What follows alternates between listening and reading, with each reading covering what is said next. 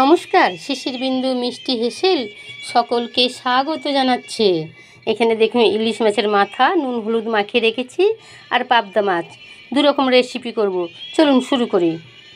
তেল গরম হয়ে গেছে, মাছ ভাজা চাপিয়ে দিই, ভীষণ ভালো হয়।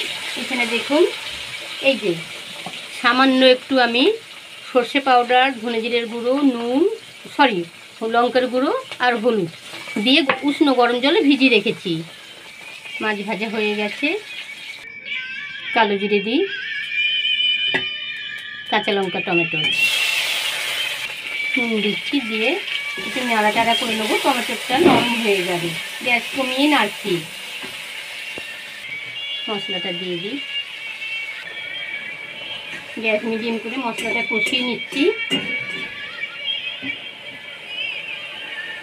তেল ছেড়ে দিয়েছে, জল দিই, হাফ দিলাম জল, ঝোল ফুটে উঠেছে, মাছগুলো দিয়ে দিচ্ছি। 2-3 মিনিট ফুটিয়ে নিয়েছি, এটা আমার হয়ে গেছে। খুবই হালকা রান্না, খেতে কিন্তু অসাধারণ। এই দেখুন চালতা কেটে ধুয়ে সেদ্ধ করে রেখেছি। মাছের মাথা দিয়ে হবে, ইলিশ মাছের মাথা দিয়ে। তেল চাপিয়ে দিয়েছি, ভেজে নেব। ভাজা হয়ে গেছে, তুলে নিচ্ছি। শুকনো লঙ্কা দিয়েছি, 5 ফোড়ন দিয়ে দিচ্ছি, কারি পাতা দেবো, ধুয়ে রেখেছি। চালতাটা দিয়ে নেড়ে নেব। আমার চ্যানেলকে সাবস্ক্রাইব করুন, ভালো লাগলে অবশ্যই একটা লাইক দেবেন। ফেসবুক থেকে দেখে থাকলে তাহলে অবশ্যই ফলো করবেন, শেয়ার করবেন, লাইকও করবেন।